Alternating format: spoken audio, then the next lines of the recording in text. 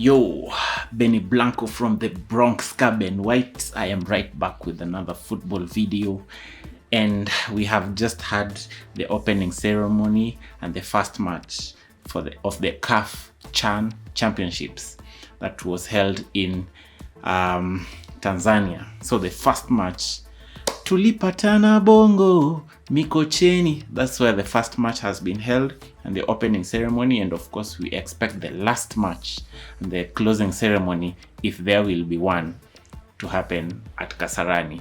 And I think the build up to this Chan Championships has been quite something, and of course the region has been expectant of this tournament, and of course we are looking forward to a good month throughout, and we hope one of the teams in the region will win it. Hopefully Kenya, who I'm rooting for. If not, then Tanzania or Uganda can win it, but I'd rather Uganda win it because we don't have much beef with Uganda. Anyway, for us, we look forward to a great tournament going forward. But the first match has just happened, and was this match one-sided? Oh my goodness. I have never seen like an international tournament where one team ni kupura tu. Like ile tu game yenye unaweza patana tu nayo mtaani, wachana na ile ati hata kuna maboys wenye unaweza pata they are playing like with some sort of patterns, but when you look at Burkina Faso, they were just lunging in long balls. Their tactic was just to clear, and I think Tanzania played really well. It could be because of the opponent that they met, but also we could just say that they made them look ordinary. Yeah, sometimes Mugala muwe lakini haki yake mpe. So probably Tanzania made the game look easy. They won by 2-0. One of the goals coming in courtesy of Suleiman before halftime, placing in an exquisite penalty. And then also we had one Mohamed who put in quite a good header off a cross coming from the left side, and it was ruled off by VAR, not by VAR, but by the on-field referees. And then the VAR came in, looked at it, and then certified it as a goal, and the crowd went berserk. The celebration, it's as if the game wasn't stopped for a few moments to gather in the information. So Tanzania really, even they started showboating in the game, and then you kind of got the vibes that this game is long gone, and Tanzania could have even won this game by 5-0. So probably you could you could even give it to Burkina Faso for defending well, but really they didn't give out a good game. And for me, I was very jealous of Tanzania. I wished we were in that group. It could be okay, football has this way of humbling people, but you look at it keenly and you're like, what if we had that group? Yeah, what if we had that group, and see how the game pans out. One thing to observe, there are some things within the game that is not allowed here in Kenya, where people are allowed to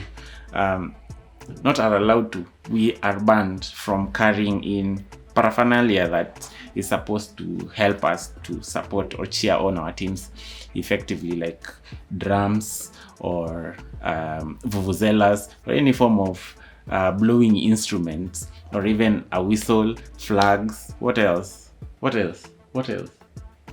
Okay, maybe just something that could help us enhance that football experience. And we are kind of wondering, why is it allowed in Tanzania and not in Kenya? Probably we'll get to see if in Uganda they are allowed, but of course we would want even the organizing committee locally to learn from this and also help us to also have a good experience, because of course this is a dress rehearsal for the upcoming African Cup of Nations that will be in 2027, and we hope that they pick great lessons and insights to take to that tournament. But of course the fans, we are waiting to turn up to give a good showing to this tournament. And in Tanzania, they have not disappointed. I think the fanfare, the crowd really came out dressed in their national colors, with their flags and all the row and everything. So it really shows some good organization happening over there, and we are expecting even Uganda and Kenya to do the same, and of course the fans to also turn up to this one. So for Tanzania, I don't know for the remaining fixtures. We just hope that we will have a better opponent as opposed to Burkina Faso. Burkina Faso really, I don't know, they really have to pull their socks, or else they might even finish last in this group. We don't know what kind of incentives Tanzania have. They could probably Burkina Faso is a really good side, and it's only Tanzania who made them look very lackluster, very ordinary.